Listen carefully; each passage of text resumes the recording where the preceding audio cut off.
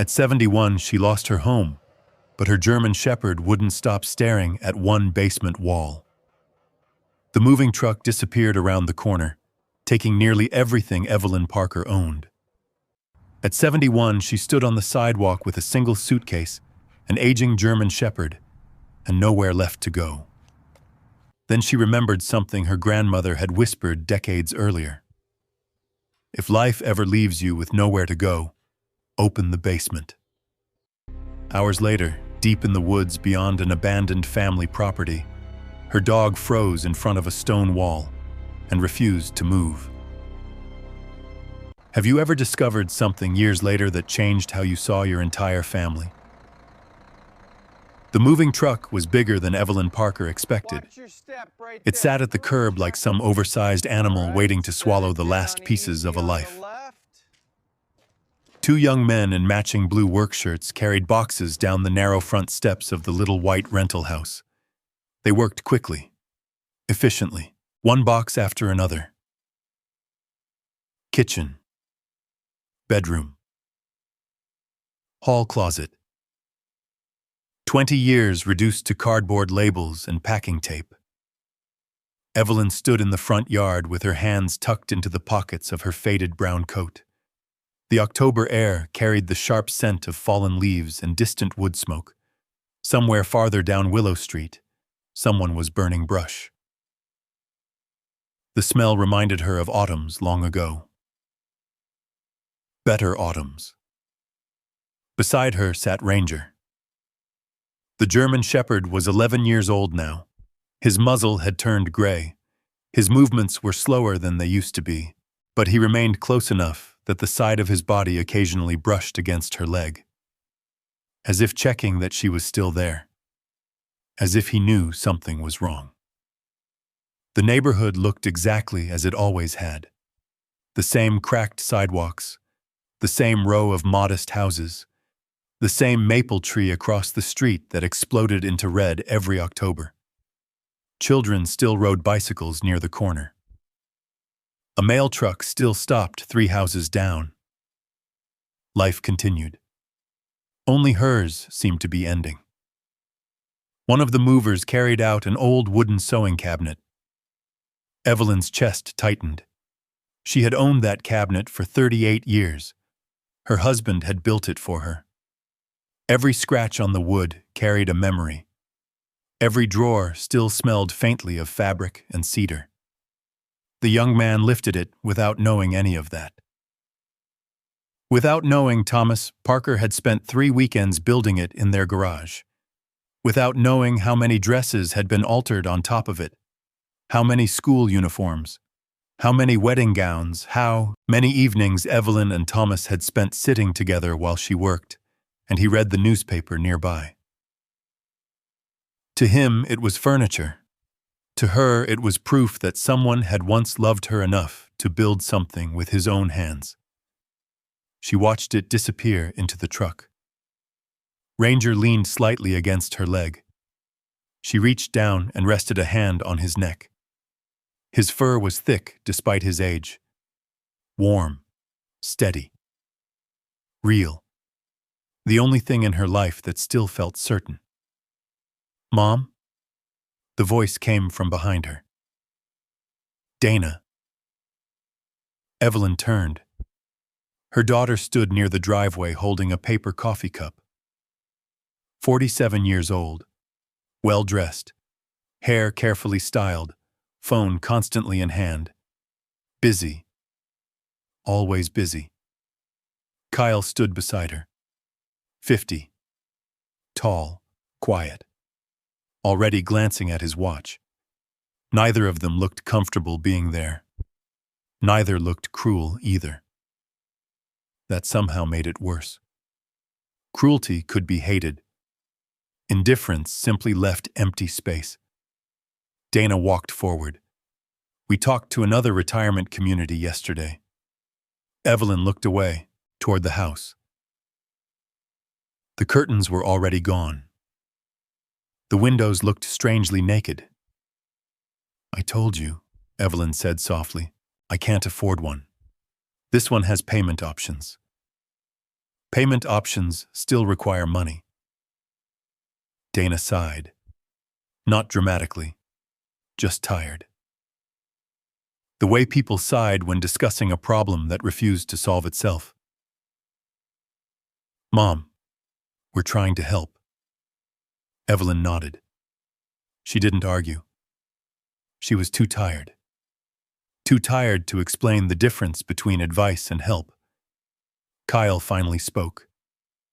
You can't stay in temporary motels forever. I'm aware of that. We're just worried.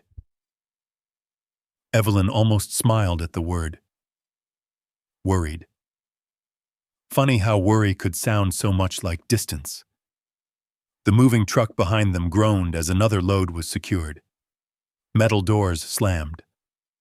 One of the movers shouted something. Life continued moving forward, whether she was ready or not.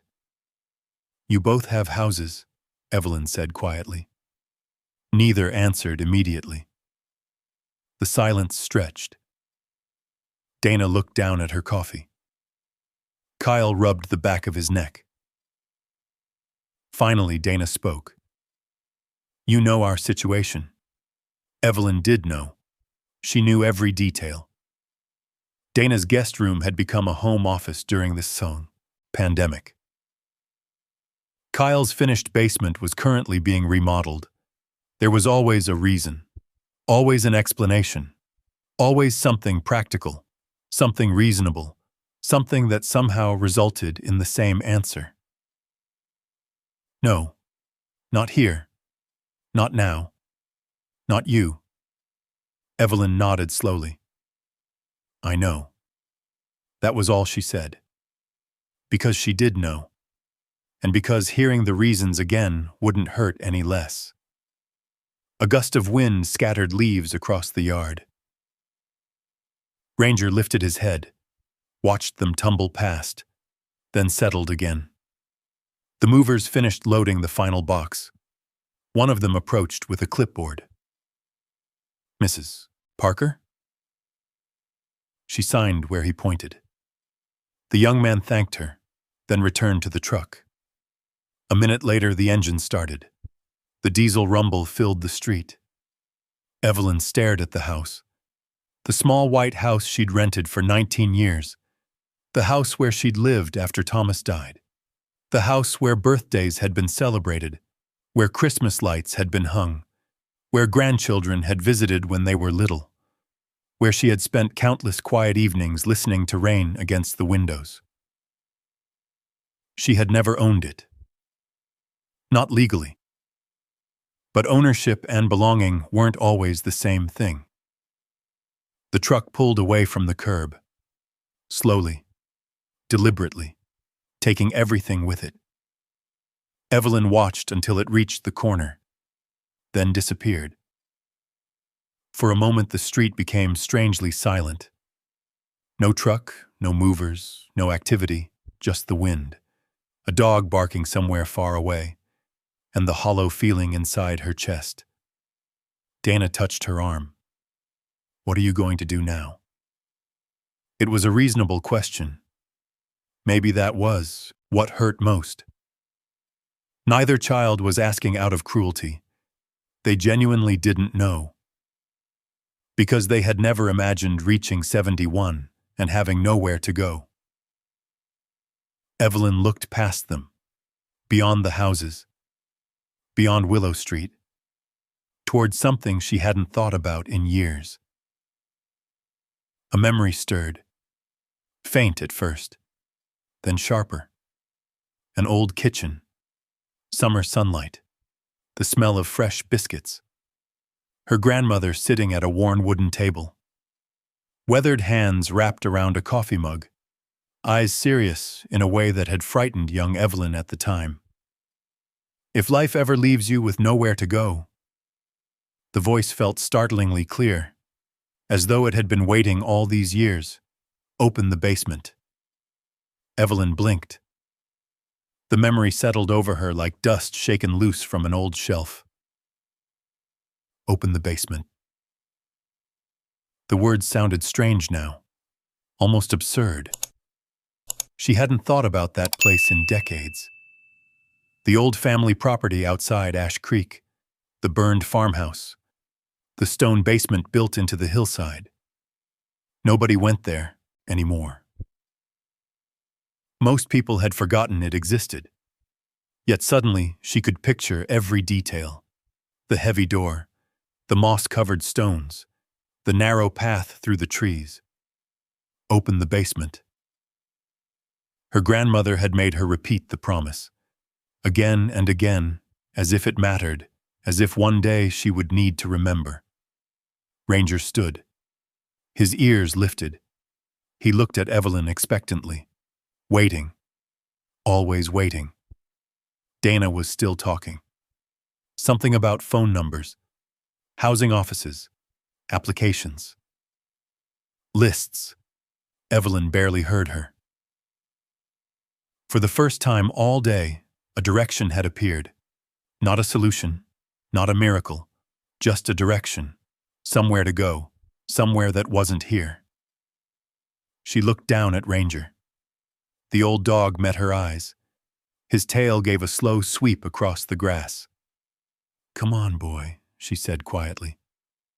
Dana stopped talking. "What?" Evelyn looked toward the street, toward the truck that was already gone, toward the future she hadn't expected. "I think I know where I'm going."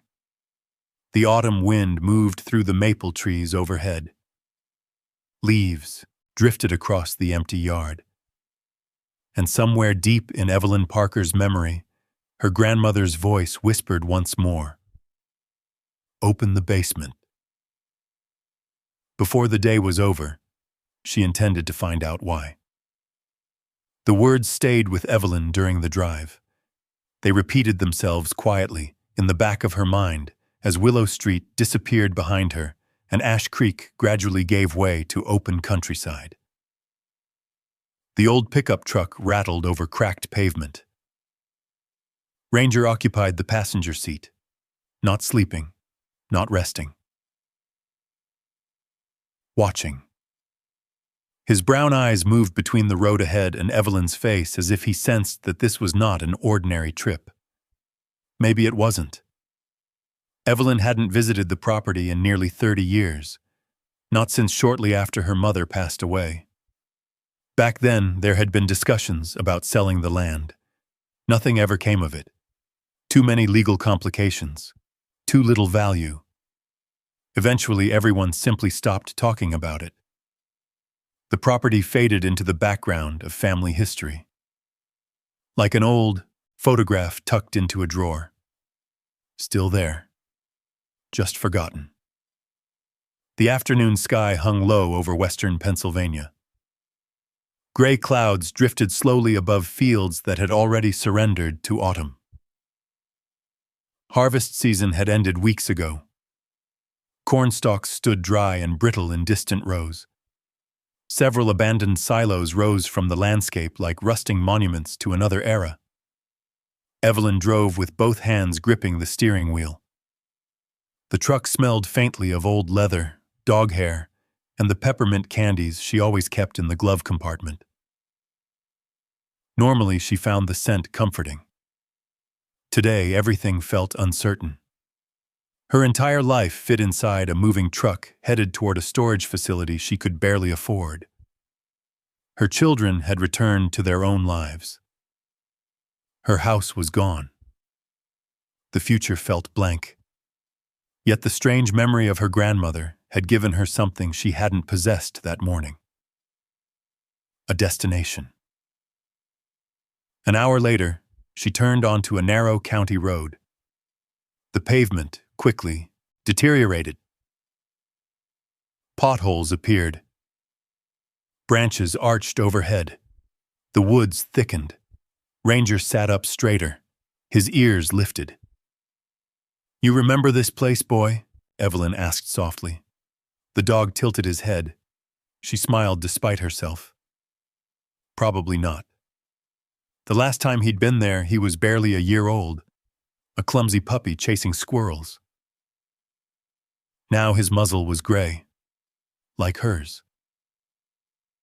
The road eventually narrowed into little more than a dirt track. Tall weeds brushed against both sides of the truck. A pair of deer bounded across the path ahead. Within seconds, they vanished into the trees. The property appeared suddenly, almost unexpectedly. One moment there was forest. The next, there was a clearing. Evelyn slowed. Her breath caught. Time had not been gentle here. Nature had reclaimed almost everything. The remains of the old farmhouse foundation sat in the center of the clearing. Weathered concrete, broken stones, grass growing through cracks. The house itself had vanished years ago after the fire. Only memories remained. She parked the truck beneath a large maple tree and shut off the engine. Silence settled immediately. Deep silence. The kind found only far from towns and traffic. No voices. No engines. Only wind moving through branches. For a moment, she remained seated, looking, remembering. She could still picture the farmhouse, the white porch, the green shutters. Her grandmother hanging laundry in the backyard. Summer evenings filled with fireflies. Family reunions, birthday cakes. Laughter. All gone now. Ranger jumped down first. His paws landed softly on the leaf-covered ground. Then he paused. Sniffed. Looked toward the hillside behind the ruins. His entire posture changed. Subtle, but immediate. Evelyn noticed. The old dog seemed alert in a way she hadn't seen for months. His ears pointed forward. His nose worked constantly, drawing in scent after scent. What is it? Ranger didn't look at her. His attention remained fixed uphill. Toward the trees. Toward the place she already knew she would find. The basement. Evelyn grabbed her coat and stepped out. The air felt colder beneath the woods. Damp. Earthy. The smell of wet leaves surrounded her. She closed the truck door and followed the song, faint path winding behind the ruined foundation. The trail was barely visible now, overgrown. Half hidden beneath fallen branches and brush. Yet something about it remained familiar, as though her feet remembered the way even after decades. The hillside appeared through the trees, and there it was. The basement. Exactly where memory had left it, built directly into the slope. Stone walls. Heavy wooden door. Iron hinges. Everything weathered by time but still standing. Moss covered much of the stonework. Green vines climbed across portions of the entrance. Leaves had gathered against the base of the door. Yet the structure itself looked surprisingly solid, almost stubborn, as though it had refused to surrender. Evelyn stopped several yards away. A strange feeling washed over her. Not fear. Not exactly. Something closer to anticipation. The place felt frozen in time. Untouched. Waiting. Beside her, Ranger moved forward slowly. His nose swept back and forth across the ground, then across the stones, then toward the door itself. The dog's behavior became increasingly focused. He circled once, stopped, sniffed again, his tail lowered slightly, not frightened. Concentrating. Evelyn frowned. Ranger. The German shepherd ignored her. His attention remained fixed on the entrance. Then he looked directly at the door. A long stare, as though expecting something on the other side. A chill traveled through Evelyn's arms. The brass key. She reached into her coat pocket. For 50 years it had traveled with her, from apartment to apartment, house to house, drawer to drawer, always kept, never used. She held it in her palm. The metal felt cold, tarnished, heavy for its size. Her grandmother had given it to her when she was 21. No explanation, no story, only instructions. Keep it. One day you'll need it. At the time, it had sounded like one of the older woman's many eccentric habits. Now she wasn't so sure. Evelyn climbed the short stone steps. The wooden door loomed before her. Up close, she could see deep cracks in the aged boards. Rust-coated, the iron latch. A large padlock hung from it. Ancient. Orange with corrosion. She inserted the key. Nothing happened. She tried again. The key resisted. Stuck. Ranger stood directly beside her now. Watching. Waiting. "Come on," she muttered. She twisted harder. The lock groaned. Metal scraped against metal. Then suddenly, click. The sound echoed in the quiet woods. Evelyn froze. For a moment, neither she nor Ranger moved. The lock had opened. After all these years. Slowly, she removed it. The metal felt heavier than before. She lowered it to the ground, then wrapped both hands around the iron handle. The door resisted. Swollen by decades of moisture, she pulled harder. Wood groaned. Leaves shifted. Something inside released. The door opened several inches. Cold air rushed out immediately. A deep breath from another era. Earth, stone, cedar, damp wood. And beneath it all, something familiar, something she couldn't identify. A scent tied to childhood memories she couldn't quite reach. Evelyn stood motionless. The air brushed across her face. Ranger stepped forward instantly. His nose lifted, drawing in the scent. Every muscle in his body tightened, not aggressively, not fearfully, alert, focused, interested. Then, without hesitation, he crossed the threshold. The old dog disappeared into the darkness beyond the doorway. Evelyn stared after him. The open basement waited silently before her, its secrets hidden somewhere beyond the reach of daylight. And for the first time in 50 years, she finally stepped inside. The temperature dropped immediately. Not dramatically. Just enough to make Evelyn pull her coat tighter around her shoulders. The air carried the cool dampness of stone that hadn't seen sunlight in decades. Every breath tasted faintly of earth and cedar. Somewhere deeper inside, water dripped at slow, uneven intervals. Plink silence. Plink. The sound echoed through the underground space. Evelyn stood just beyond the doorway while her eyes adjusted. The basement was larger than she remembered, much larger. As a child, she had imagined it as some enormous underground world. Looking at it now, she realized it wasn't huge at all. It was simply built well. Stone walls. Heavy timber beams. A dirt floor packed hard by time. Shelves lined both sides of the room. Most sat beneath thick blankets of dust. The place felt abandoned, but not ruined. It felt preserved, as though someone had quietly closed the door 50 years ago and expected to return the next morning. Ranger was already moving through the room. His nails clicked softly against exposed patches of stone. He sniffed everything. The doorway, the floor, the shelves, the corners. His tail remained level behind him, neither relaxed nor anxious. Focused. That was the word. Focused.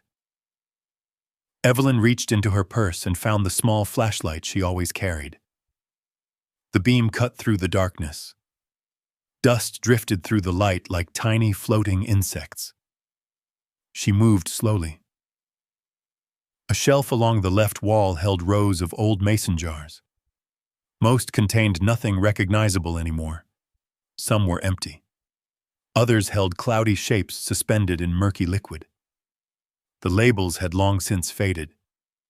On another shelf sat rusted tools. A handsaw. A lantern. A hammer with a cracked wooden handle. Objects abandoned by another generation. She continued deeper into the room. The flashlight revealed wooden crates stacked against the far wall. Most had collapsed under their own weight. Their contents spilled across the floor. Newspapers, broken dishes, fragments of old picture frames. Nothing valuable. Nothing that explained why her grandmother had made her keep that key for half a century. Evelyn felt the first sting of disappointment. The drive, the memories, the strange urgency she'd felt. Perhaps she had built the whole thing into something larger than it truly was. Maybe her grandmother had simply wanted the basement preserved. Maybe there was no secret, no hidden purpose, no reason at all. Outside, the late afternoon wind pushed softly against the old door. A faint groan traveled through the hinges. The sound made the basement feel even older, even lonelier. Ranger suddenly stopped moving. Evelyn glanced toward him.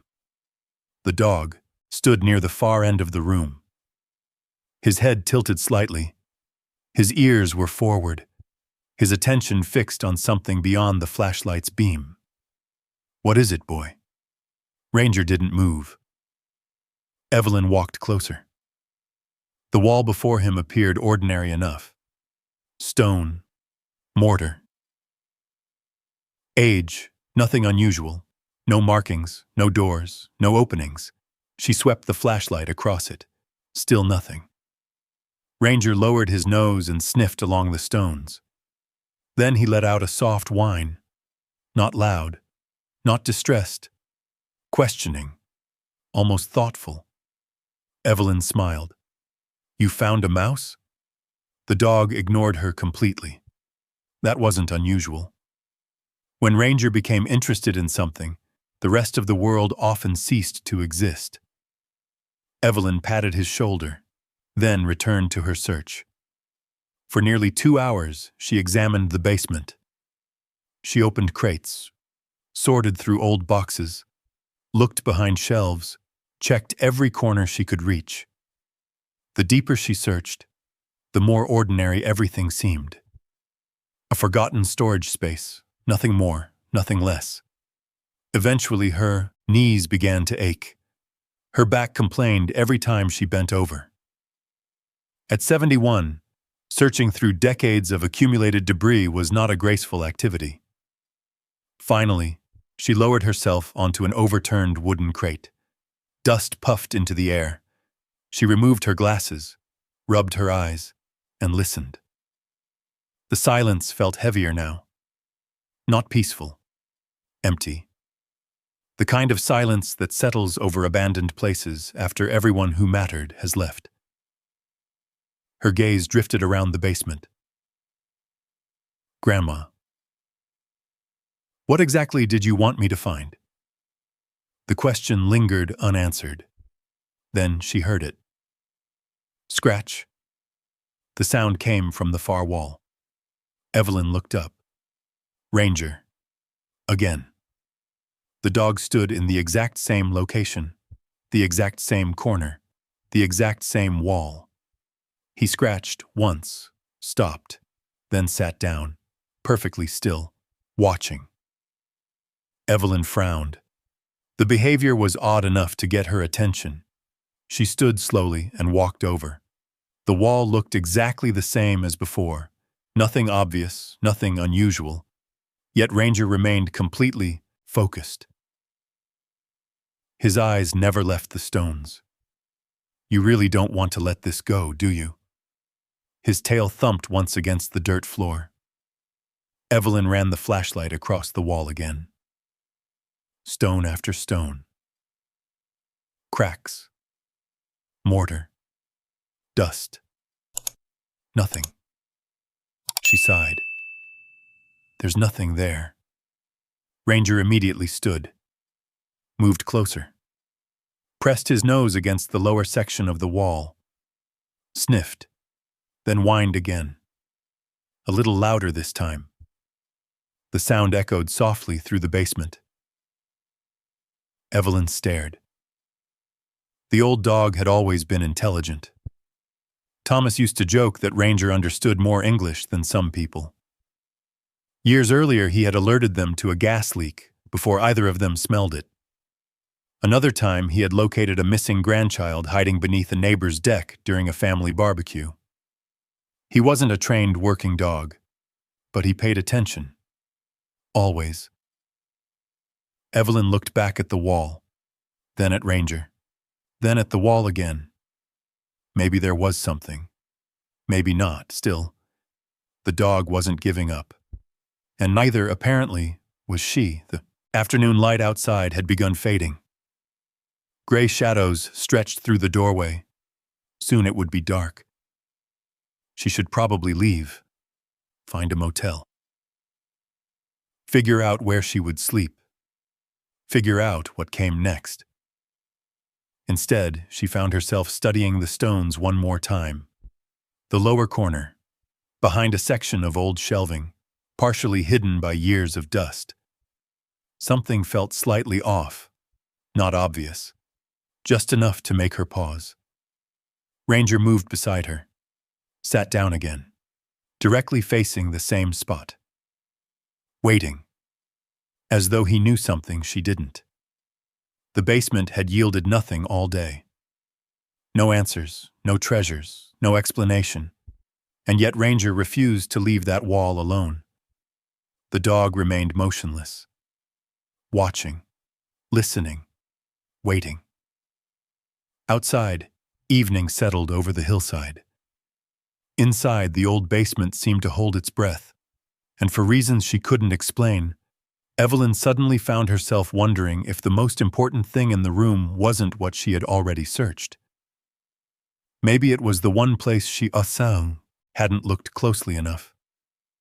She stepped closer to the wall. The flashlight beam trembled slightly in her hand, not from fear, from exhaustion. The day had been longer than she wanted to admit. She had lost her home. Driven across half the county. Spent hours digging through the remains of another life. And now she was standing in a basement that smelled like damp stone and old cedar, staring at a wall because her dog refused to leave it alone. Ranger remained seated. His eyes never moved. The beam swept across the lower stones again. Dust. Mortar. Nothing. Then she noticed it. Not the wall itself. The shelving. An old wooden shelving unit leaned against the corner. It was partially collapsed and coated with decades of dirt. Several empty jars sat on the top shelf. A broken crate rested beneath it. The structure looked as though it hadn't been touched in years. Yet something about its position seemed strange. The shelf wasn't flush against the wall. There was a narrow gap, only an inch or two, but enough to catch her attention. Evelyn moved closer. The floor creaked beneath her boots. Ranger immediately stood. His tail gave a slow sweep. Encouraging, hopeful. You were awfully invested in this, aren't you? The dog stared at the shelf. Evelyn set down the flashlight and grabbed the side of the wooden structure. The shelf barely moved. Heavy. Solid. She adjusted her grip. Pulled harder. The wood groaned. Dust exploded into the air. Cobwebs stretched and snapped. For a moment, nothing happened. Then the shelf shifted several inches. Something metallic flashed beneath the dust. Evelyn froze. Her heartbeat quickened. She knelt slowly. The flashlight revealed a dark iron ring mounted directly into the stone floor. Not decorative, not accidental. Intentional. Hidden. carefully hidden, her mouth went dry. For several seconds, she simply stared. The ring sat exactly where Ranger had been focused all afternoon. The dog stepped forward immediately and sniffed beside it, then looked up at her, almost impatient, as if asking what had taken so long. "Oh my goodness." The words escaped before she realized she had spoken. Her fingers brushed away decades of dirt. The ring was cold, heavy, real. Someone had placed it there for a reason. Someone had concealed it deliberately. Very slowly, Evelyn wrapped her fingers around the iron handle. She pulled.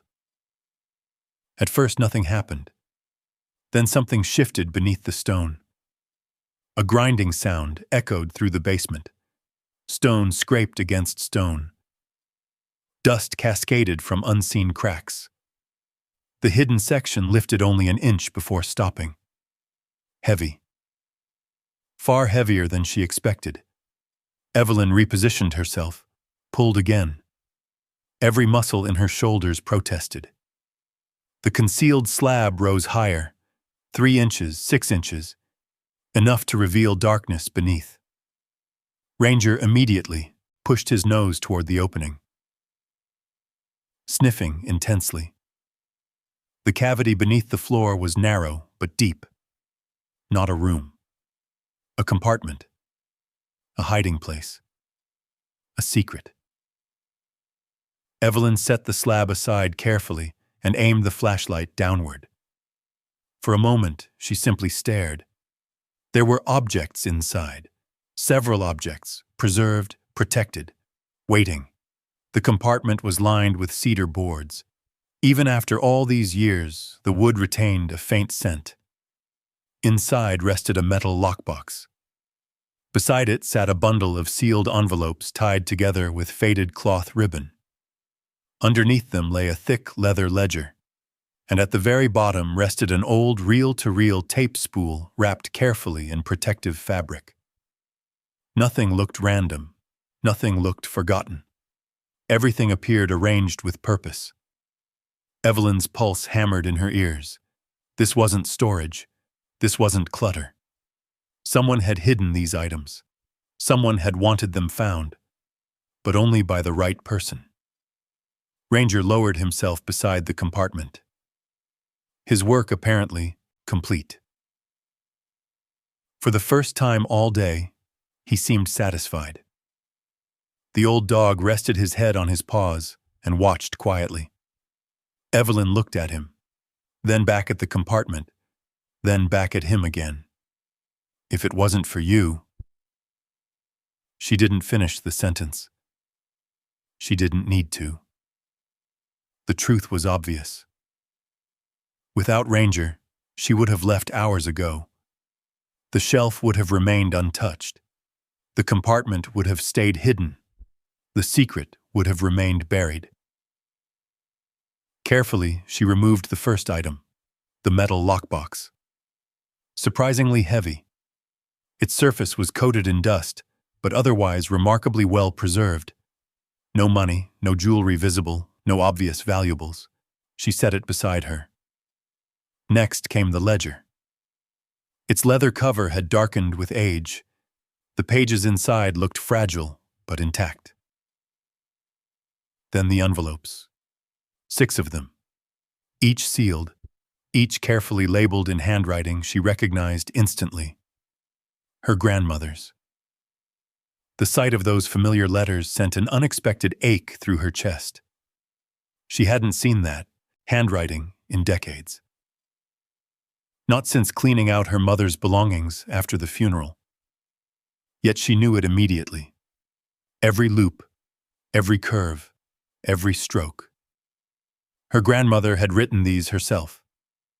The realization made the basement feel smaller, closer, almost occupied, as though the old woman who had died years ago was somehow present in the room, waiting. Finally, Evelyn lifted the reel-to-reel tape. The protective cloth around it remained intact. Even the label was still attached. The ink had faded, but not completely. A single word remained visible. Arthur. Evelyn stared.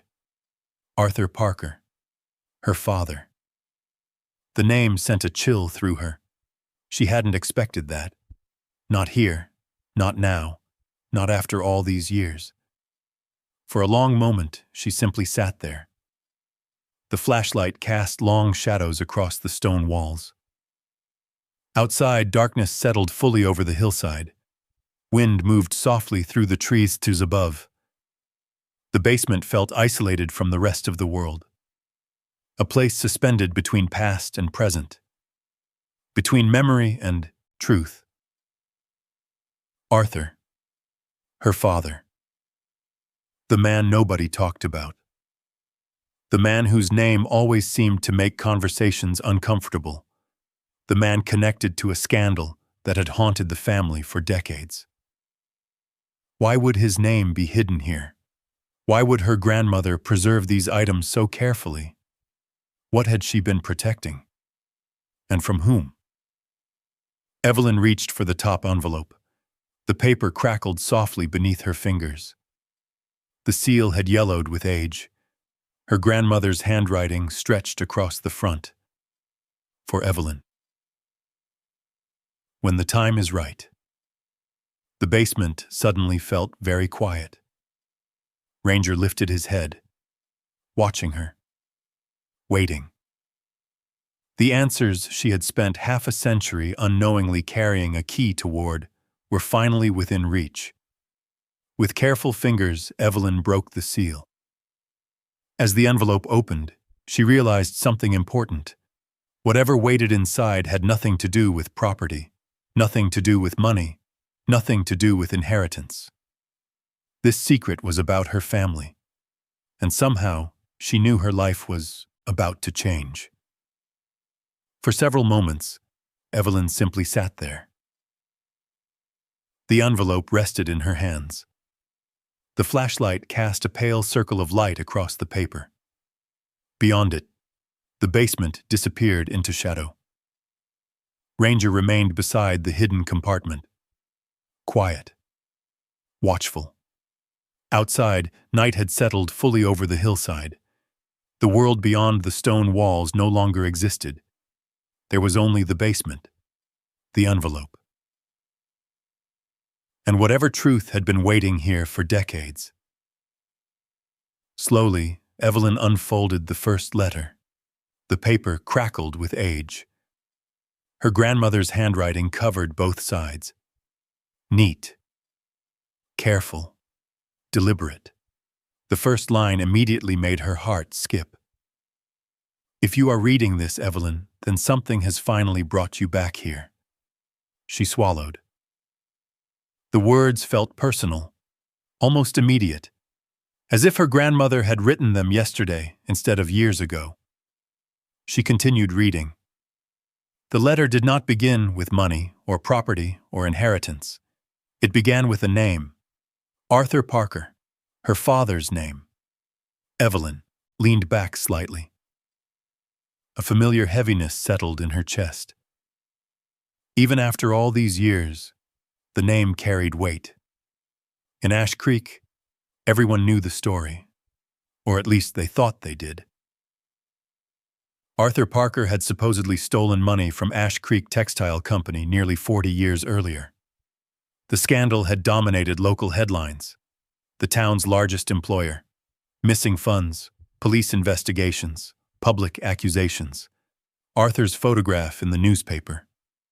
The disgrace had arrived quickly and stayed forever. Growing up, Evelyn learned not to talk about it. People whispered, neighbors stared, teachers lowered their voices when she entered rooms.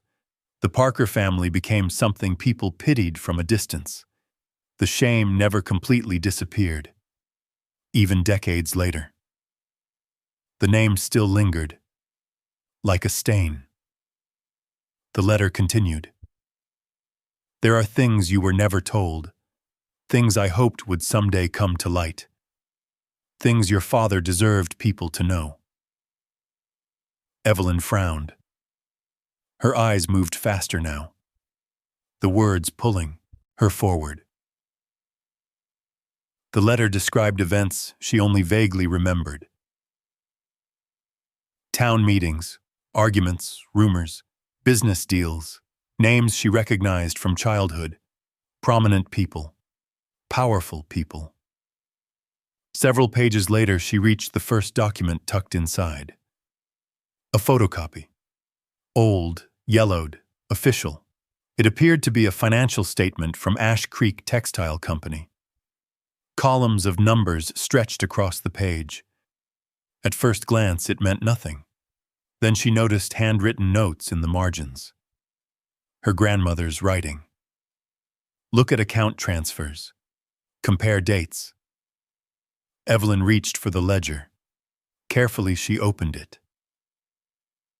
Dust rose from the old leather cover.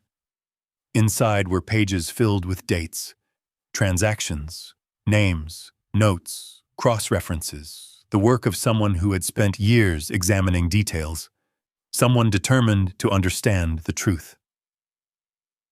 Her grandmother. Evelyn stared. She had never thought of Eleanor Hayes as an investigator. To her, Grandma Eleanor had been warm pies cooling on windowsills. Knitted blankets, garden, gloves, soft laughter. Not this. Not someone who filled entire ledgers with financial records. Yet page after page revealed exactly that. Meticulous, patient, persistent. She flipped through more pages. The deeper she went, the stranger things became. Several transactions connected to the missing money appeared impossible. Funds had moved through accounts her father never controlled. Signatures didn't match. Dates overlapped. Certain withdrawals occurred when Arthur Parker was documented elsewhere. One note had been underlined 3 times. Arthur could not have authorized transfer. He was in Harrisburg that day. Evelyn sat motionless. The basement seemed colder now. Not physically, emotionally. She remembered being 12 years old, walking home from school. 2 boys riding bicycles behind her. One shouting, "Your dad's a thief." The other laughing. She remembered pretending not to hear, pretending not to care, then crying in her room that night. She remembered her mother sitting silently at the kitchen table after another job application was rejected. Remembered unpaid bills. Arguments whispered behind closed doors. Remembered how quickly life had changed. Everything traced back to one accusation. One scandal. One belief everyone accepted as fact. Her father stole from the mill. That was the story. That had always been the story. Until now. She reached for another envelope. This one contained witness statements, several pages, typed, signed, dated, notarized. Evelyn S. pulse quickened. The statements came from former employees, people she had never heard of. Most described irregular financial activity. Unusual instructions from supervisors, records being altered, numbers changed, files disappearing. One statement caught her attention immediately.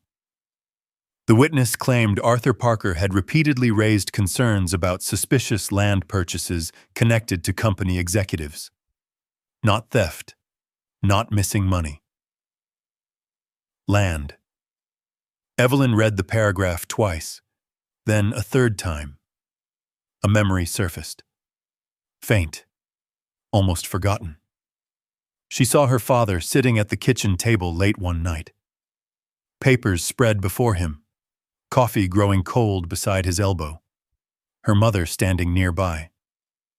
Worried. "What happens if you tell them?" her mother had asked. Arthur's answer had been quiet. "I can't ignore it." At 12 years old, Evelyn hadn't understood what they were discussing. Now she wondered. Had it been this? Had the trouble started long before the accusations? The possibility made her stomach tighten. She continued reading. Each document created more questions, not fewer. Nothing proved innocence outright. Not yet. But the official version of events suddenly looked less certain, less solid, like an old building beginning to crack. Ranger lifted his head. The movement pulled her from her thoughts. The dog yawned, then settled again. Comfortable. Trusting. Evelyn glanced toward him. If you knew what was down here, you aren't saying much. His tail thumped once against the floor, the only response she received. She smiled despite herself, then looked back at the papers. Hours passed. She barely noticed. The flashlight battery began fading. The beam grew weaker. Outside, darkness deepened. Inside, the basement filled with silence. Piece by piece, the image of her father began shifting. Not completely. Not yet. But enough. Enough to create doubt. Enough to challenge 40 years of assumptions. Enough to force questions nobody in Ash Creek wanted to ask. Near midnight, she finally leaned back against the stone wall. The documents lay spread around her. Letters, financial records, witness statements, notes. The ledger. Everything connected somehow. She simply couldn't see the full picture yet. Not completely. But one truth had become impossible to ignore. The story she grew up believing contained holes, large holes, dangerous holes. And for the first time in decades, Evelyn Parker found herself asking a question she had never truly considered. What if her father hadn't done it? The thought settled heavily in the quiet basement. Arthur Parker. The man everyone blamed. The man nobody defended. The man whose name people avoided. What if the entire town had been wrong? Evelyn looked down at the stack of documents, then toward the tape reel still resting beside the lockbox. She had almost forgotten it. The recording. Her grandmother's voice. Waiting. Preserved. Hidden. Whatever answers existed, she sensed they were there. Not in the financial records. Not in the witness statements. But on that tape. Somewhere in the darkness beyond the edge of the flashlight's fading beam, the old basement seemed to grow quieter, as though even the walls were waiting for her to press play. Evelyn stared at the tape reel. For a moment, she almost laughed, not because anything was funny, because the situation felt impossible. A 71-year-old woman sitting alone in a hidden basement she hadn't entered in 50 years, surrounded by old records, trying to unravel a scandal older than some of the people now living in Ash Creek. It sounded like something that belonged in a novel. Yet here she was. The tape rested beside the ledger. Silent. Patient. Waiting. Ranger lifted his head and watched her. The old German shepherd had barely moved during the last hour. Every so often he shifted positions, then settled again beside the hidden compartment, as if standing guard over the secrets he had found. Evelyn reached toward the lockbox. Earlier she had focused on the documents. Now she examined the remaining contents more carefully. Inside the box she found something she hadn't noticed before. A portable tape recorder. Small, battery-powered, old-fashioned. Its plastic casing had yellowed with age, but it appeared intact. Her grandmother had thought of everything, not only preserving the recording, preserving a way to hear it. The discovery sent a chill through her. This had not been random preparation. This had been deliberate, meticulous, purposeful. Someone had expected another person to sit exactly where Evelyn sat now, decades later. Listening. The batteries inside the recorder were dead, of course. She wasn't surprised. But after searching through the lockbox, she discovered several unopened battery packages sealed inside plastic. Even they had been preserved. Waiting. Her grandmother truly had planned for the future. Carefully, Evelyn replaced the batteries. The recorder clicked softly when she tested the power switch. The sound echoed through the basement. Her heart immediately accelerated. The machine still worked. She stared at it for several seconds, then slowly inserted the reel. The tape threaded through the mechanism exactly as the instructions indicated.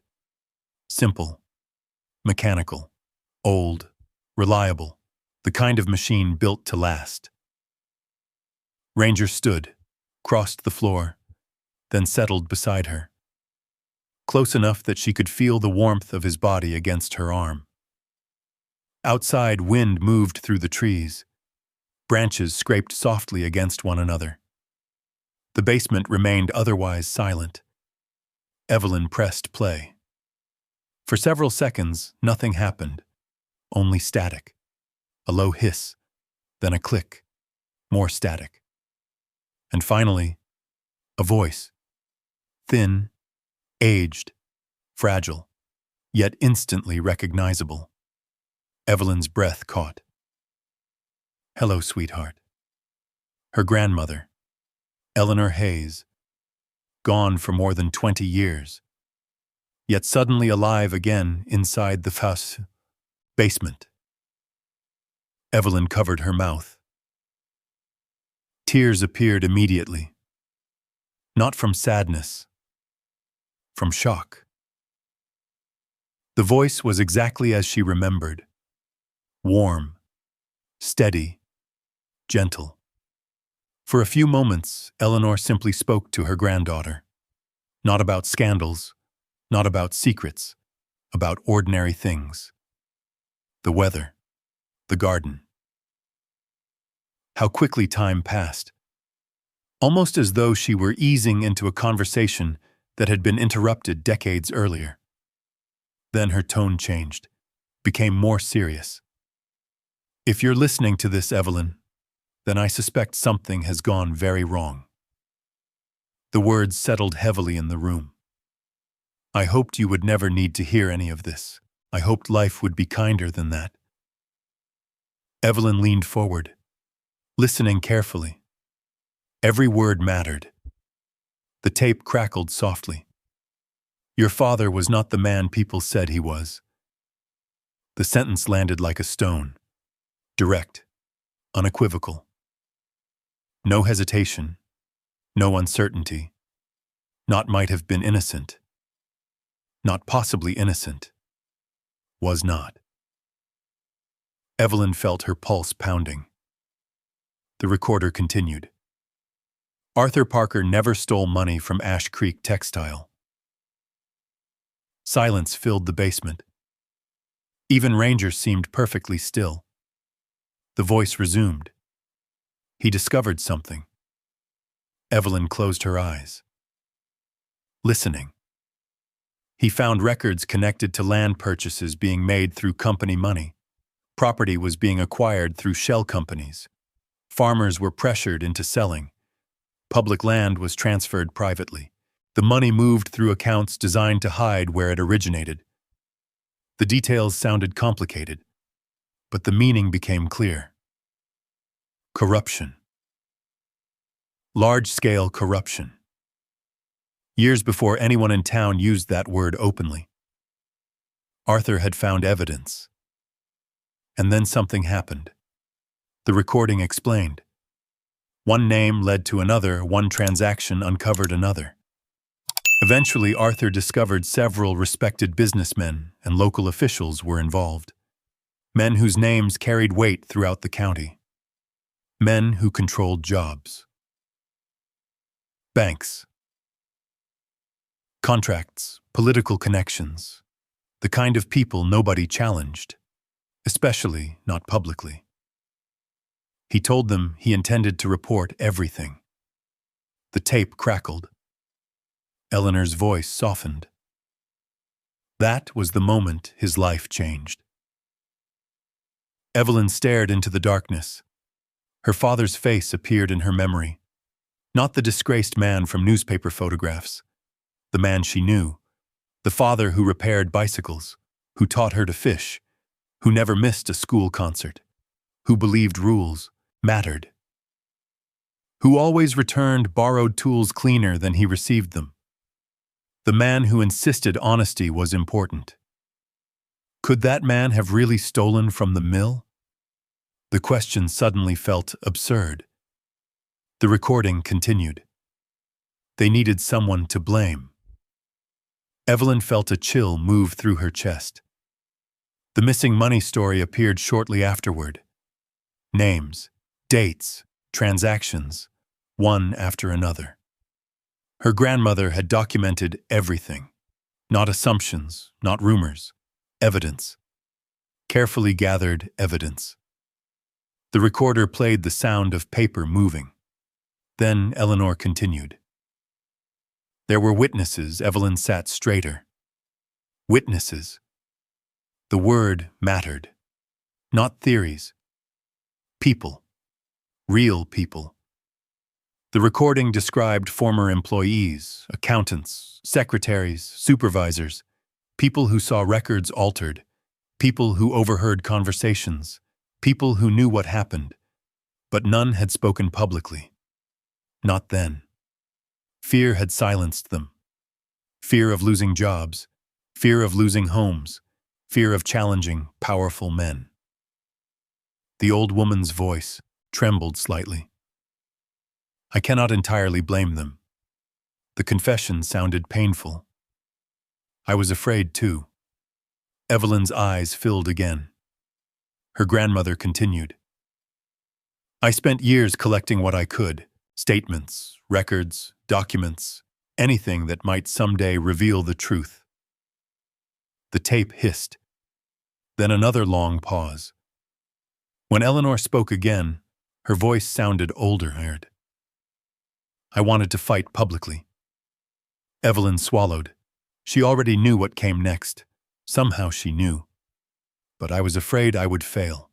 Afraid the evidence would disappear. Afraid nobody would listen. The admission carried enormous weight.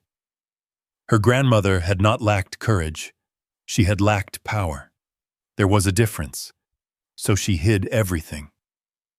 Not because she wanted silence, because she wanted survival. She wanted the truth preserved, protected, available, even if it took decades. The tape continued for nearly another hour. Names, dates, records, connections, details, enough information to fill notebooks, enough information to expose an entire hidden history. When the recording finally ended, the basement fell silent again. Evelyn sat motionless. The recorder stopped spinning. The tape clicked softly against the reel. Outside, dawn's first pale light had begun appearing beyond the doorway. She hadn't realized the entire night had passed. Ranger stretched, yawned, then rested his head against her knee. The simple gesture broke something inside her. Tears spilled freely. Not dramatic tears, not loud ones. The quiet kind. The kind that appear when a person spends years believing one thing and suddenly discovers another. Her father. Arthur Parker. The town thief. The disgrace. The embarrassment. The cautionary tale. None of it had been true. Not according to the evidence. Not according to the witnesses. Not according to her grandmother. The realization hurt. More than she expected. Because innocence didn't erase 40 years. It didn't erase the whispers. the lost opportunities, the damage, the shame. Nothing could return those years. Yet another feeling slowly emerged beneath the grief. Purpose. For the first time since standing in the yard on Willow Street watching strangers carry away her life, Evelyn felt something stronger than loss. She had questions, and now she had evidence. Somewhere beyond the basement walls, people were still living with a lie. And for the first time in decades, the truth had a chance to be heard. The thought followed Evelyn all morning. After sunrise, she locked the basement door behind her and walked slowly toward the truck. The world looked different now. Not because the kitsa trees had changed. Not because the old farm had suddenly become beautiful again. Because she had changed. The weight she carried was no longer uncertainty. It was knowledge. Heavy knowledge. The kind that demanded action. Ranger followed closely beside her. The old German shepherd looked tired after spending the night underground. His movements were slower, but there was a calmness about him now. A quiet satisfaction, as though his part in the discovery had already been completed. Evelyn placed the documents carefully inside a storage container she found in the truck. The tape recorder went beside them. Nothing was leaving her sight. Not now. Not after waiting 40 years. The drive back into Ash Creek felt strangely familiar. Every landmark carried new meaning. The grain elevator, the abandoned train depot, the old textile mill building standing silent at the edge of town. She slowed when she passed it. The massive brick structure still dominated the landscape. Most of its windows were boarded over now. The company had closed years ago. Yet it remained. A monument to everything that had happened, and everything that had been hidden. Evelyn parked outside a small diner near Main Street. The place had survived generations. Red booths, coffee always brewing, the smell of bacon permanently embedded in the walls. She ordered breakfast, eggs, toast, coffee, then spent nearly 2 hours reviewing documents, making notes, organizing names, looking for people who might still be alive. Several were gone. She already knew that. 40 years was a long time, but not everyone. A few names kept appearing, repeatedly. Witnesses, employees, people connected to the records, people who had known the truth, or at least part of it. The first name on her list was Walter Greer, former accountant, age 84, still living in Ash Creek according to public records. The address was only 3 miles away. By noon, she found herself parked outside a modest ranch-style house. The yard was immaculate. Bird feeders hung from several trees. Wind chimes moved softly beneath the porch roof. The kind of home built by someone who appreciated order. Evelyn sat in the truck for a moment, suddenly nervous. What if he refused? What if he lied? What if none of this mattered? Ranger looked at her from the passenger seat. Patient, waiting. She finally climbed out. The door opened after the second knock. Walter Greer appeared older than his records suggested. Thin, stooped, white hair, sharp blue eyes that immediately narrowed when she introduced herself. Parker? The reaction was instant. Recognition, not confusion, not uncertainty. Recognition. Arthur Parker's daughter. It wasn't a question. Evelyn nodded. Walter looked away. Toward the street. Toward the trees. Anywhere except at her. A long silence followed. Then he sighed. The sound carried decades of exhaustion. I wondered if this day would ever come. The words sent a chill through her. He knew. Not everything, perhaps. but enough. Walter invited her inside. His living room smelled faintly of old books and pipe, tobacco. Photographs lined the walls. Children, grandchildren, military portraits, birthdays, ordinary life, the kind of life Arthur Parker never got to enjoy fully after the scandal. The thought stung unexpectedly. Walter sat slowly in an armchair. His hands trembled slightly. Regret. Maybe both. I saw some things, he admitted after several minutes. His voice remained low. I wasn't part of it, but I saw enough. Evelyn listened.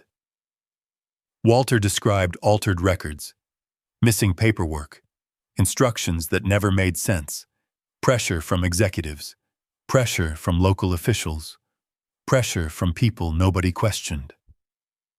Most importantly, he confirmed something her grandmother had suspected.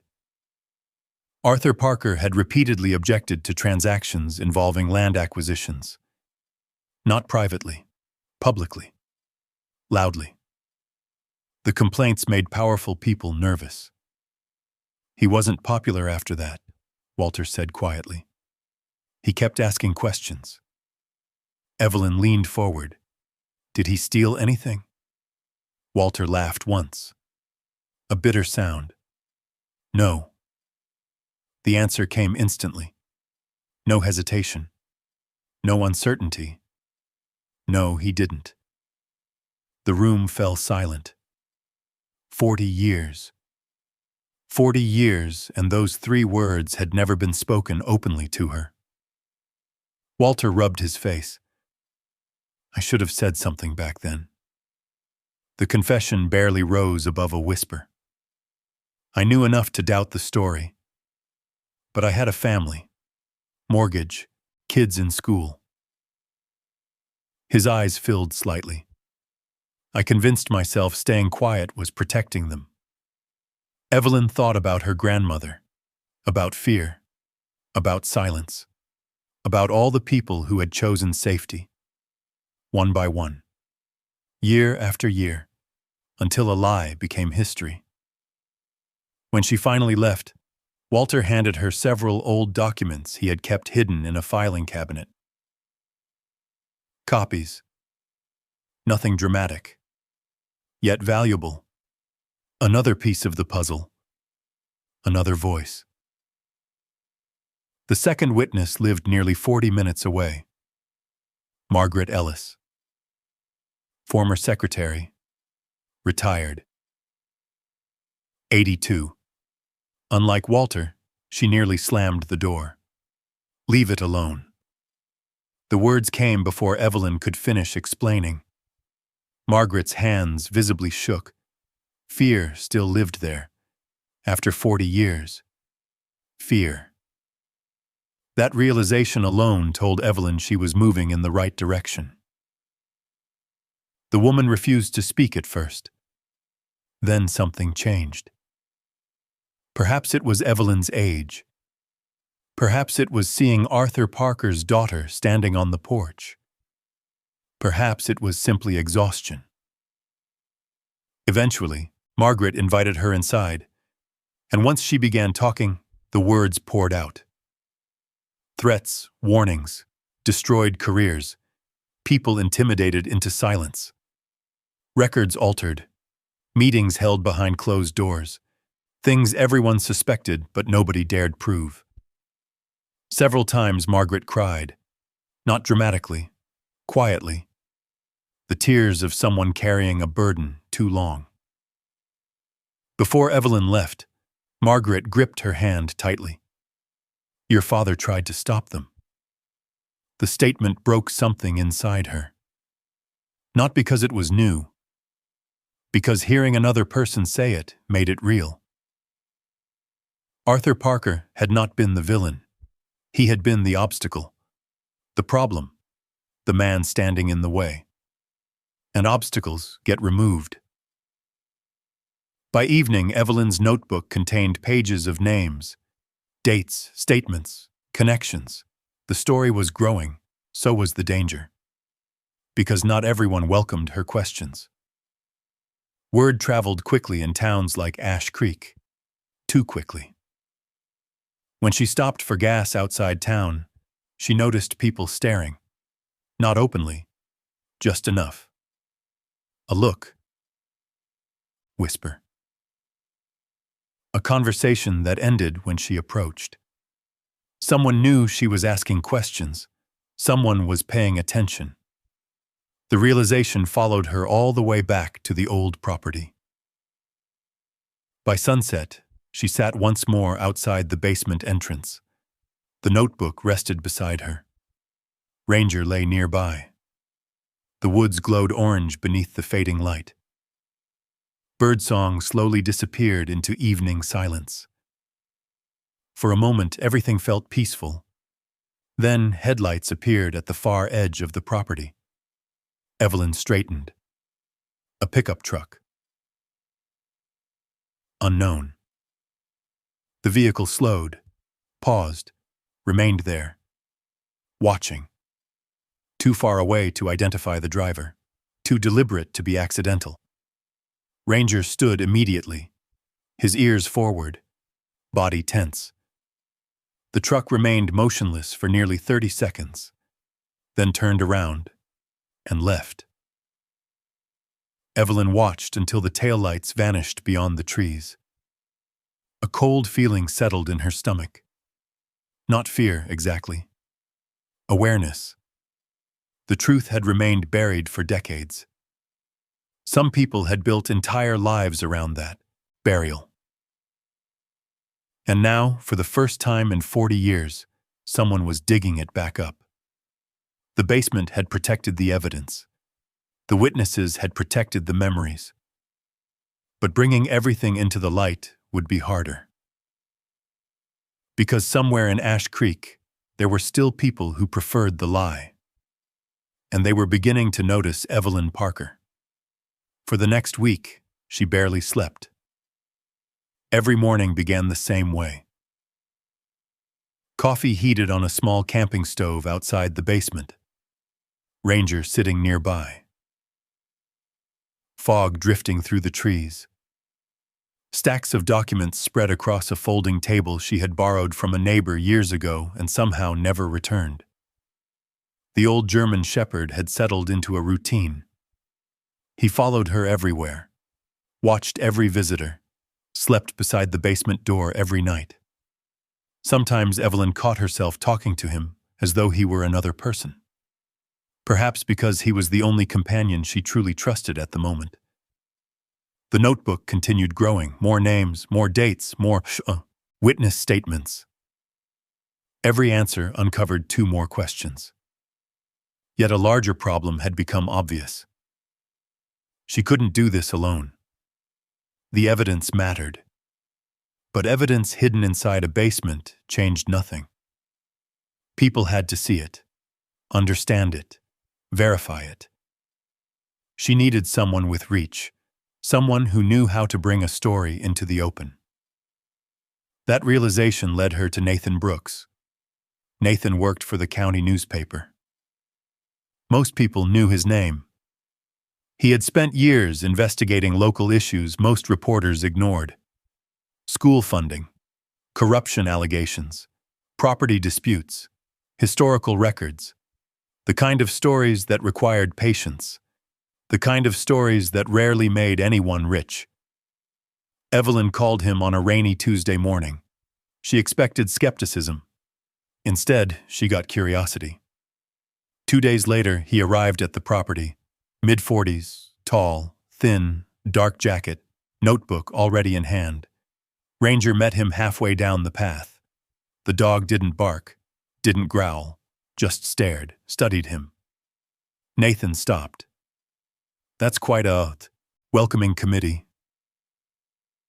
Evelyn smiled faintly. "He likes some people. And the rest? He lets me know." Nathan looked at Ranger again. The dog finally stepped aside. Permission granted. The journalist followed Evelyn into the basement. For nearly 4 hours, they reviewed everything. The documents, the ledger, the witness statements, the recording. Nathan took notes constantly. Sometimes he asked questions. Sometimes he simply stared at a page for several minutes. The deeper he went, the quieter he became.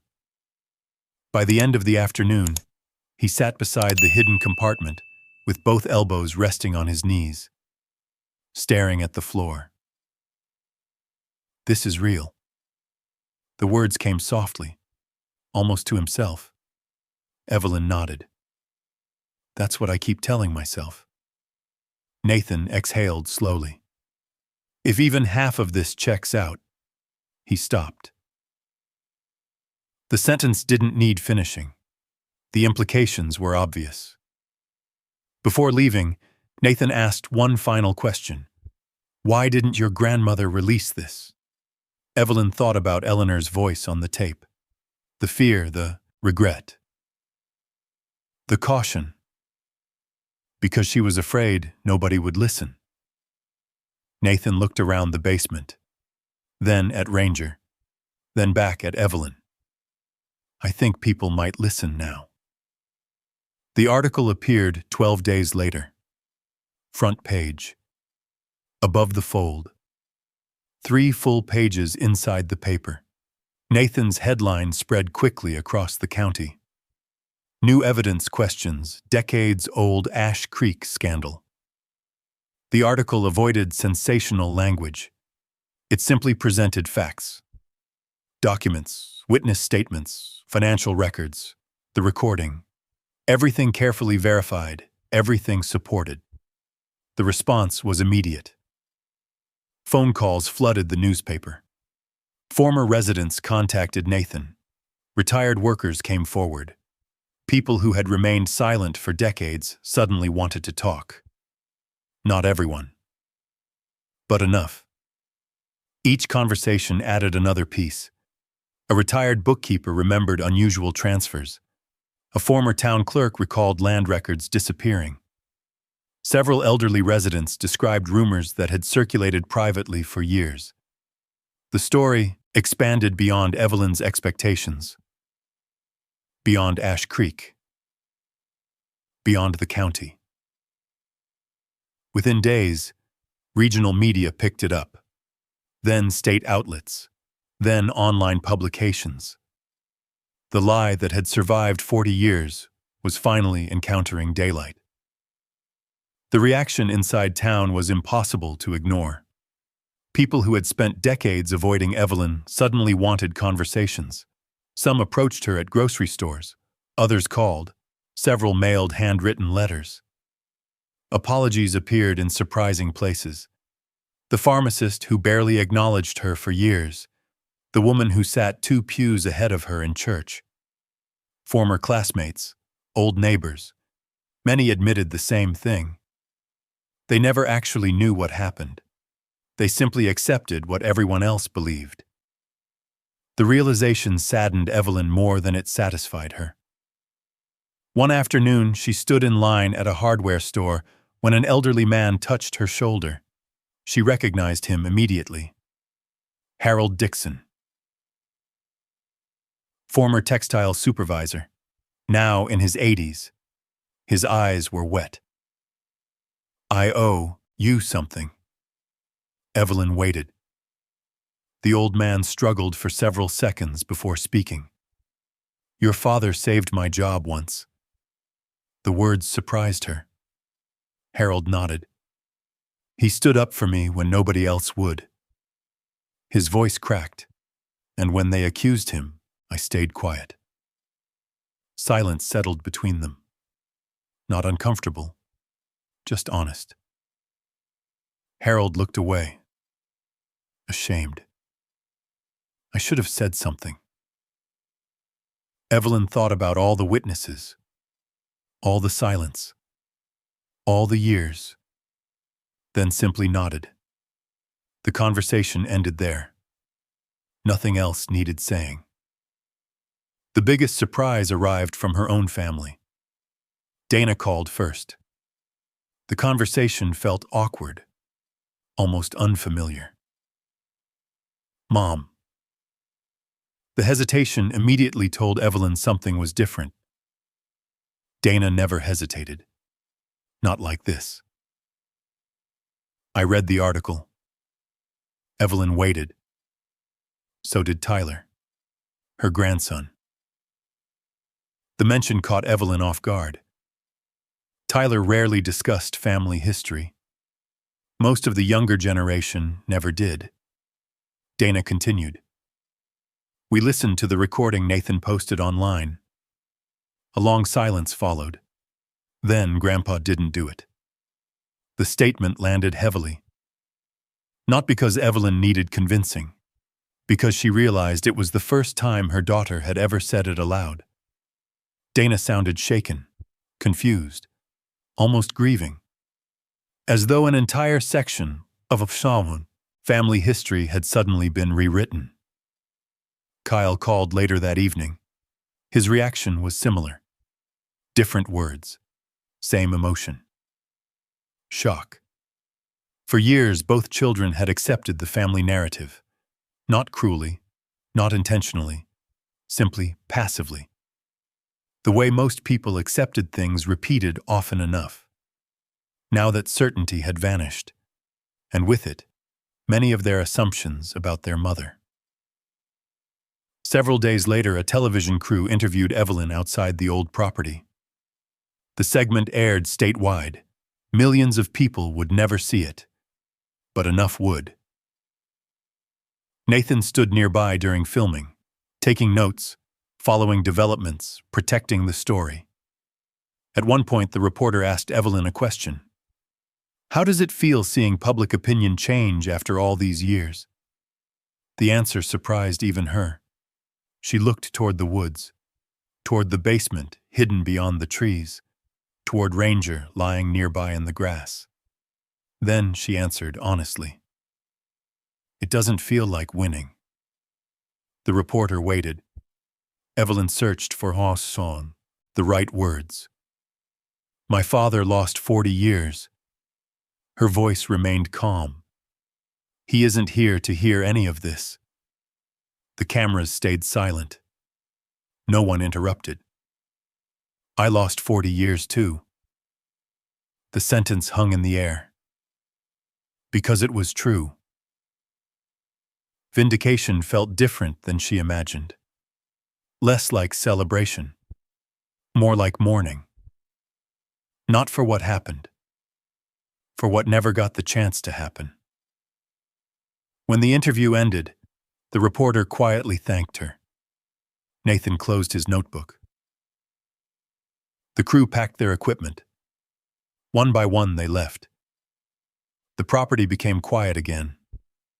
Evening settled over the hillside. Golden light filtered through the trees. Ranger wandered toward the basement entrance and sat beside it, watching the woods, watching the path, watching everything. Evelyn joined him. For a while, neither moved. The town was changing. The story was spreading. The truth was finally reaching people. Yet beneath all of it remained a sadness she couldn't shake. Some things could be corrected. Records, newspapers, public opinion. But lost years stayed lost. No article could return them. No apology could restore them. Still, somewhere in Ash Creek, something important had begun. For the first time in decades, people were no longer asking whether Arthur Parker had stolen from the mill. They were asking a different question. What really happened? And once a community starts asking that question, it becomes very difficult to stop. 3 weeks later, the first frost arrived in Ash Creek. Thin sheets of white covered the grass each morning. The trees had shed nearly all their leaves. Bare branches stretched across pale skies. The old property felt quieter than ever. Evelyn had settled into a strange routine, not permanent, not comfortable, but manageable. She slept in the truck on colder nights. Inside the basement, when temperatures allowed. A local church had offered temporary housing. Several neighbors had offered spare rooms. Even people she barely knew now stopped to ask if she needed anything. The sudden kindness felt almost as unsettling as the years of distance. Ranger adapted better than she did. He seemed content wherever she happened to be, as long as she was nearby. One cold Saturday afternoon, Evelyn sat outside the basement, sorting through additional documents Nathan had collected from former employees. The sky hung low and gray. Rain threatened. Ranger lifted his head suddenly. His ears pointed toward the driveway. A vehicle approached. Evelyn looked up. A silver SUV, familiar, very familiar. Her stomach tightened. The vehicle stopped beside the clearing. Neither door opened immediately. For several seconds, the engine remained running, as though the people inside were debating whether to continue. Finally, the driver's door opened. Dana stepped out first. Kyle followed a moment later. Neither smiled. Neither waved. Both looked nervous. Evelyn hadn't seen them in person since the day of the eviction. The memory remained painfully clear. The moving truck, the empty house, the practical advice, the distance. Ranger stood. His tail remained still. Watchful, not unfriendly, simply observant. Much like Evelyn herself. Dana approached first. She looked tired. Not physically, emotionally. Kyle shoved his hands into his jacket pockets and stared toward the woods. Nobody spoke at first. The silence stretched. Awkward. Uncomfortable. Real. Finally, Dana broke it. "Mom." Evelyn nodded. Dana. Then Kyle. Kyle. Neither moved closer. For a moment, they looked like children preparing to confess something. The sight almost broke her heart. Not because they were suffering, because they had once been so small, so dependent, so trusting. And somewhere along the way, all three of them had become strangers. Dana glanced toward the basement entrance. "So this is where you've been." Evelyn followed her gaze.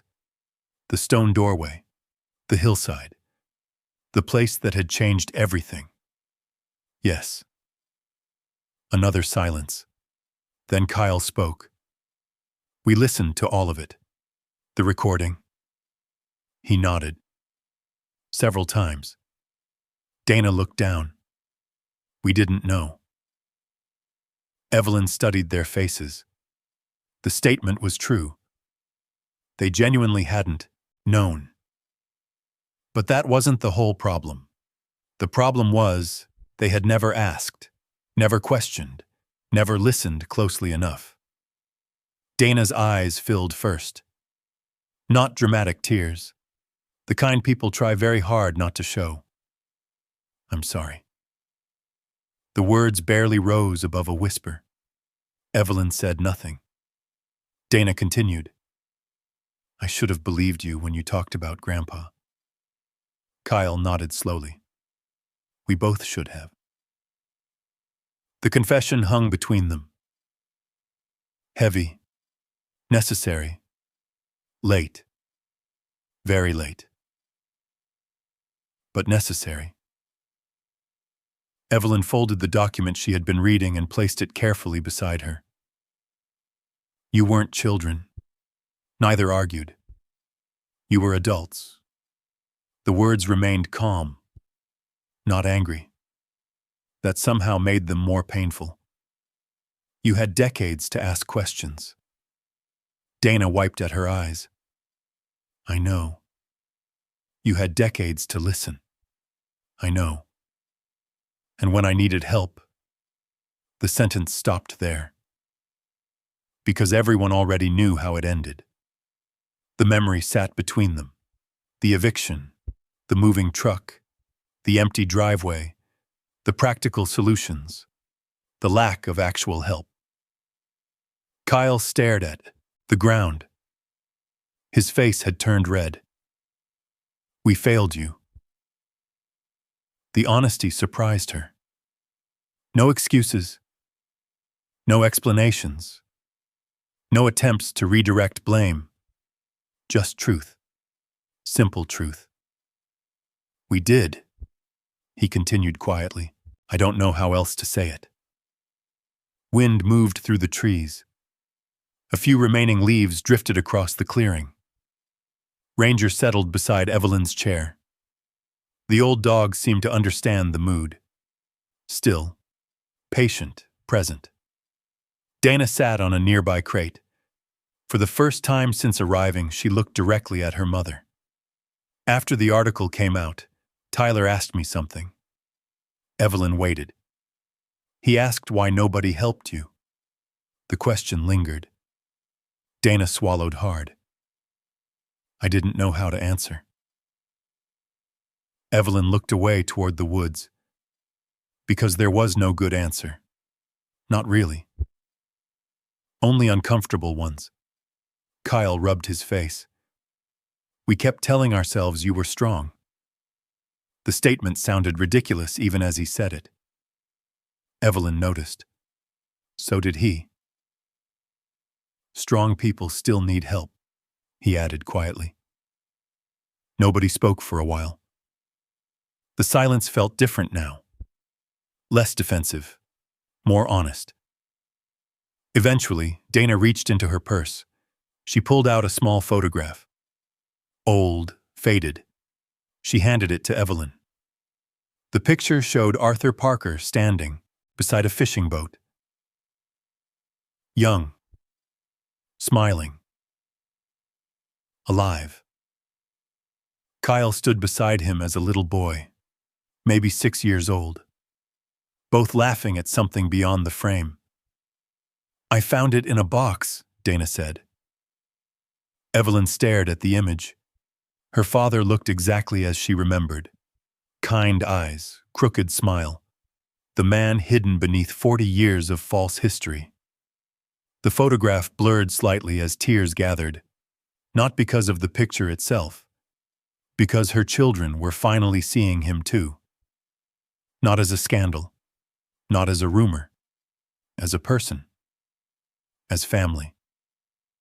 Dana's voice shook. "We thought we knew the story." Evelyn nodded slowly. "So did I." That was the truth. Even she had believed parts of it. Enough parts. For too long. The afternoon light began fading. Clouds thickened overhead. Soon rain would arrive. Still, nobody moved toward the vehicles. Because there was one final thing left unsaid. Kyle finally spoke it. "Can you forgive us?" The question lingered in the cold air. Evelyn looked at her son, then at her daughter. She saw regret, real regret, not embarrassment. Not public relations guilt because the town was watching. Something deeper, something personal. But forgiveness was complicated, especially after years, especially after abandonment, especially after standing alone when family should have stood beside you. "I don't know." The answer surprised neither of them, because it was honest. "I don't know yet." Dana lowered her eyes. Kyle nodded, accepting it. Evelyn leaned back slowly. Trust. Such a simple word. Yet rebuilding it felt harder than uncovering 40 years of buried secrets. "Apologies matter," she said. Both listened carefully. But trust doesn't come back because someone says sorry. Neither interrupted. It comes back because people choose differently. The words settled into the quiet clearing. It takes time. Dana wiped her eyes again. "We'll wait." Kyle nodded. "As long as it takes." The rain finally began. Light at first. Small drops tapping against leaves, against stone, against the roof of the SUV. Nobody rushed. Nobody ran for cover. For several moments they simply stood together beneath the gray sky. Not healed, not fixed, but no longer completely broken. And for the first time in years, Evelyn allowed herself to imagine something she hadn't expected. Not certainty, not forgiveness. Possibility.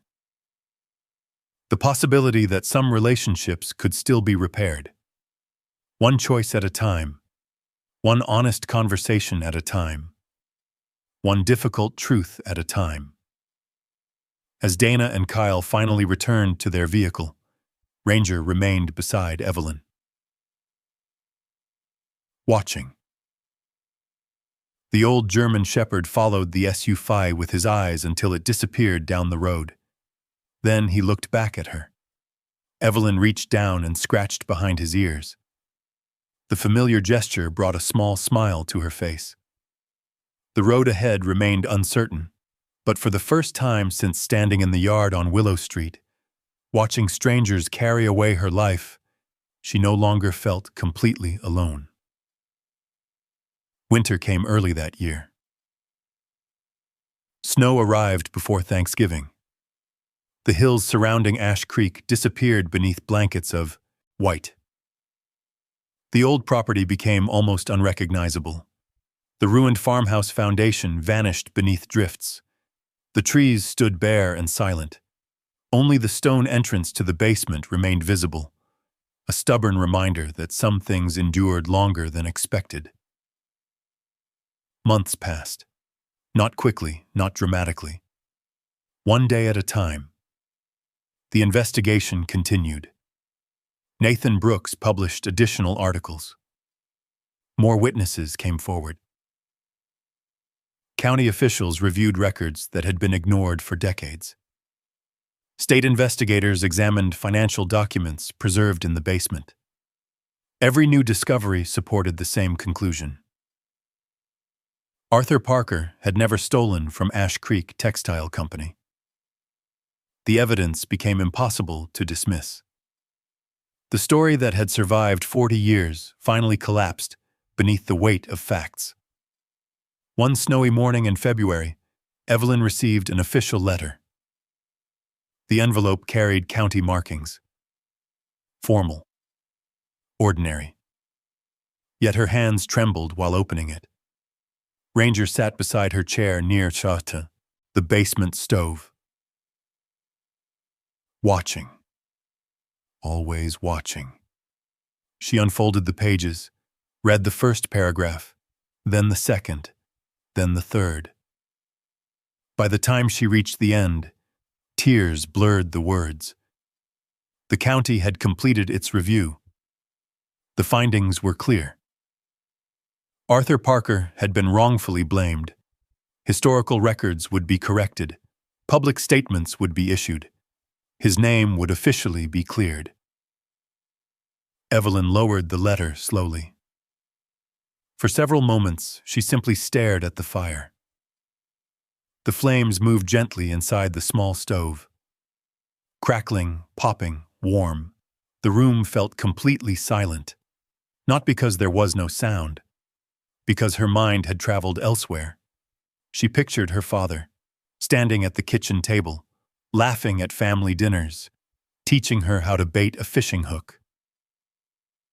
Driving through town while people looked away, carrying accusations he didn't deserve. And now, after all these years, the truth had finally caught up. Ranger rested his head on her knee. Evelyn placed a hand on his neck. The old dog had become grayer over the winter, his movements slower, his naps longer. Age was catching him too, just like everyone else. A few weeks later, Ash Creek held a public meeting. The community center filled beyond capacity. People stood along walls. Others waited in hallways. Nathan sat near the front. Several former textile employees attended. So did many residents who barely knew the details but understood they were witnessing something important. When the county representative read the official findings aloud, the room remained completely silent. No interruptions, no arguments, no debate, just facts. Records, evidence, truth. Arthur Parker's name was formally restored. The statement lasted only a few minutes, yet it corrected 40 years. Afterward, people approached Evelyn one by one. Some apologized. Others simply shook her hand. Many had tears in their eyes. She accepted their kindness. But she noticed something important. The strongest feeling wasn't victory. It was relief. Relief that the burden was finally gone. Relief that her father no longer carried a lie he never earned. The months that followed brought another unexpected development. A legal claim connected to the case resulted in compensation tied to documented losses and historical wrongdoing. The process took time. Lawyers, paperwork, meetings, more paperwork. When everything finally concluded, the amount wasn't enormous, not life-changing in the way television stories often imagined.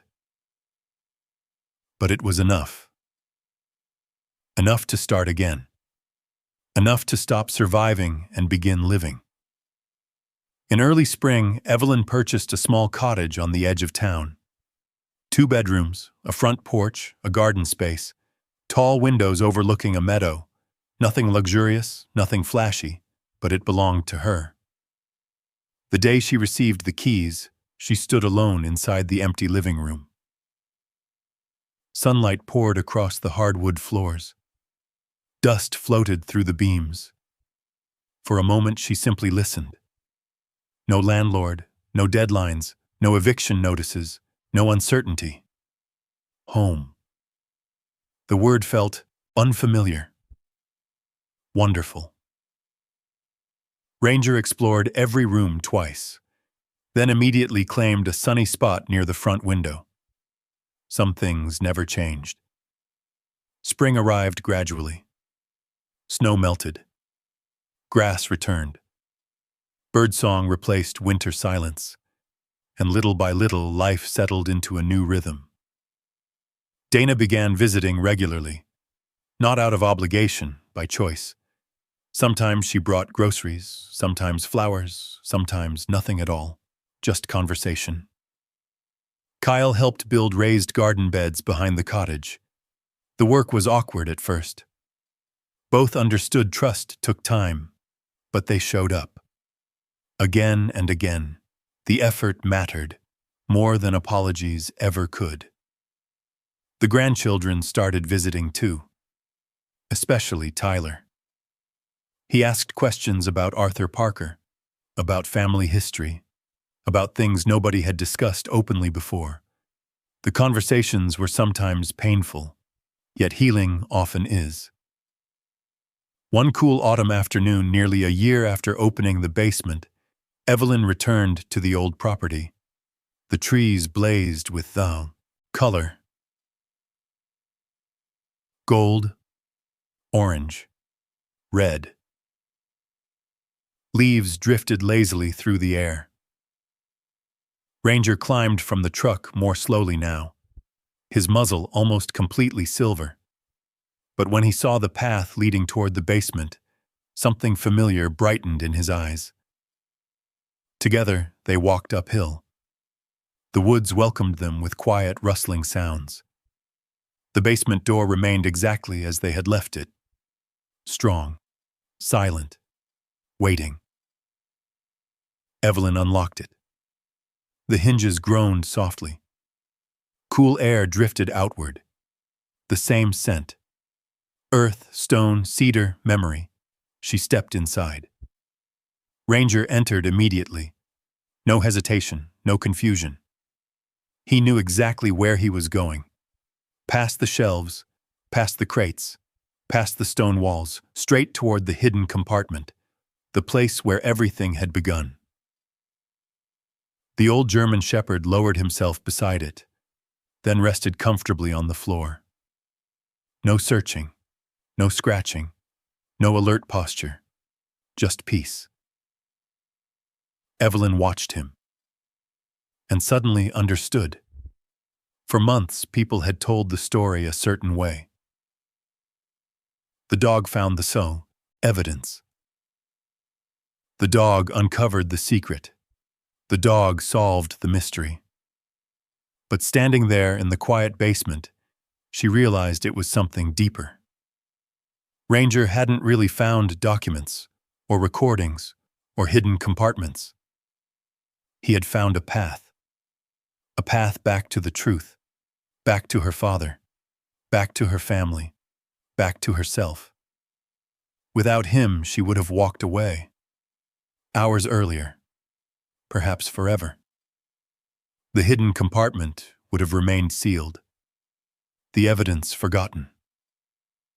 Arthur Parker's name lost beneath another generation of silence. Instead, an aging German shepherd had refused to leave a wall alone, and because of that stubborn loyalty, everything changed. Evelyn smiled, then sat beside him. For a long while, neither moved. The basement felt different now. Not secretive, not haunted. Finished. Its purpose fulfilled. That evening, the family gathered at the cottage. Dana arrived first. Kyle shortly afterward, then grandchildren. Laughter filled rooms that had once stood empty. Stories moved freely around the dinner table. No whispered subjects, no forbidden names, no hidden history. Arthur Parker's photograph sat openly on a shelf in the living room. Nobody avoided looking at it anymore. After dinner, Tyler noticed the picture. Grandpa Arthur would have liked this place. Evelyn smiled. I think he would have. Outside, the sun slipped below the horizon. Golden light spread across the meadow beyond the windows.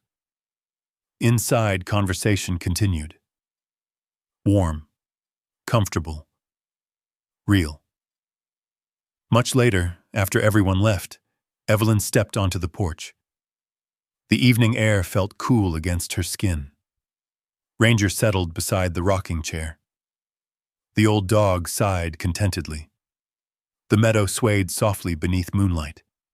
And for the first time in a very long time, the future felt larger than the past. The basement remained behind them. The secrets were gone. The truth no longer needed hiding. Evelyn had regained a home, her father's name, her connection to family, and a sense of purpose she thought had disappeared forever.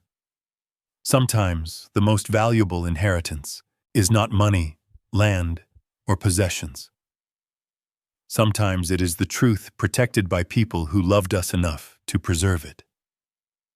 And sometimes, even after decades of silence, dignity can still be restored when courage finally meets the evidence that has been waiting all along. Sometimes it is the truth protected by people who loved us enough to preserve it.